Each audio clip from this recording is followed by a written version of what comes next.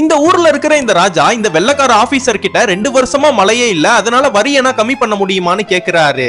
இவங்க 2 பேருமே பேசிட்டு இருக்கும் போது சாப்பிடுறதுக்கான சாப்பாடனா கொண்டு வராங்க. நம்ம ராஜாவோ எனக்கு வேணா, நான் நான்வெஜ்னா சாப்பிட மாட்டேன்னு சொல்றாரு. ஆனா அந்த வெள்ளக்காரன் நீங்க சாப்பிட்டுதான் ஆகணும்னு வற்புறுத்துறான்.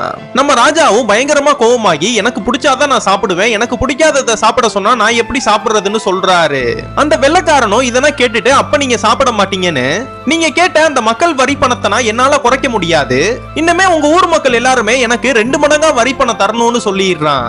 அப்படியே அந்த கிராமத்தை காமிச்சா அந்த கிராமத்துல இருக்கிற எல்லா ஊர் மக்களுமே 2 வருஷம் கழிச்சு மழை வர போறத பார்த்துட்டு ரொம்ப சந்தோஷப்படுறாங்க. ஆனா வந்த மேகம் வந்த மாதிரியே தள்ளி போயிடுது, அந்த மழையவும் காணோம். அப்பதான் 2 மடங்கு ராஜா வரி பணம்னா ஏத்தி இருக்காருன்னு ராஜா மூலியமா ஒருத்தவங்க வந்து இன்ஃபர்மேஷன் சொல்றாங்க.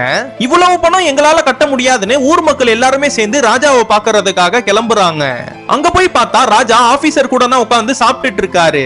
இதனால இந்த ஊர் மக்களும் அங்க வெள்ளக்காரவனா விளையாடுற கிரிக்கெட்டை உட்கார்ந்து பார்த்துட்டு இருக்காங்க.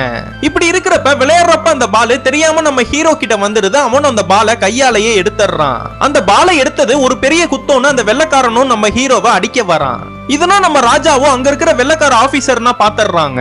நம்ம ஹீரோவும் இது ஒரு முட்டாள்தனமான விளையாட்டு, இந்த பாலை நான் கையில எடுத்தது ஒரு பெரிய குத்தமான்னு கேக்குறான். என்னது முட்டாள்தனமான விளையாட்டா, கிரிக்கெட்டை பத்தி உனக்கு என்ன தெரியும்னு கேக்குறாரு. நீங்க விளையாண்ட மாதிரியே நாங்களும் விளையாண்டுருக்கோம், ஆனா நாங்க விளையாண்டதுக்கு பேரு கில்லின்னு சொல்றான். சரி இப்ப நீங்க எல்லாருமே என்ன எதுக்கு பார்க்க வந்தீங்கன்னு கேக்குறப்ப, எங்களுக்கு வரி பணம் ரொம்ப அதிகமா தெரியுது, கம்மியா சொல்லுங்கன்னு எல்லா ஊர் மக்களும் கேக்குறாங்க.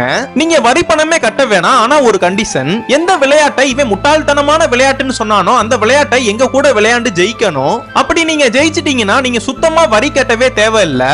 சப்போஸ் நீங்க தோத்துட்டீங்கன்னா 3 மடங்கு வரி கட்டணும்னு சொல்றான். இதுக்கு நம்ம ஹீரோவும் சம்மதிச்சிடுறான். ஆனா அந்த ஊர் மக்களுக்கு விருப்பமே இல்ல. இதுக்கு மேல என்ன ஆச்சுன்னு உங்களுக்கு தெரியணும்னா கீழே கமெண்ட் பாக்ஸ்ல பார்ட் 2ன்னு போட்டு போங்க.